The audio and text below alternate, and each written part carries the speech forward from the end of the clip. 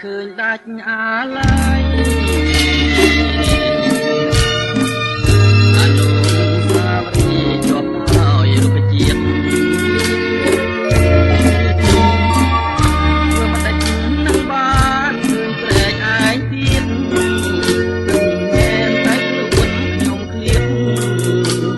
តែចិននៅពួចទៅ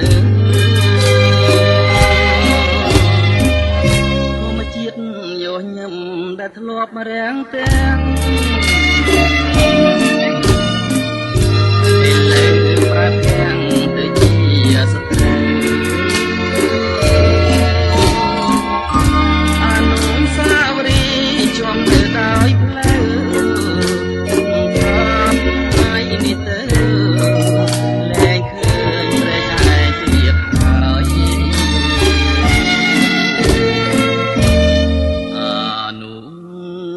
សាវរីយ៍តែចំទីដូចឃើញវាថ្មីថ្មីតាមឈើធំធំមានម្លប់ត្រឆេ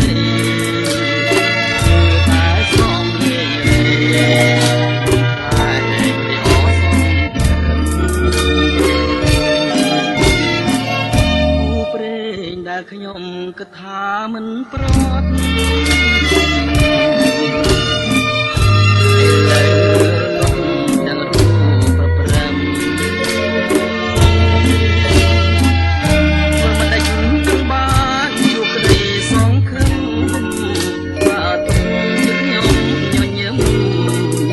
ក៏មិនស្រស់ដូចជាដើម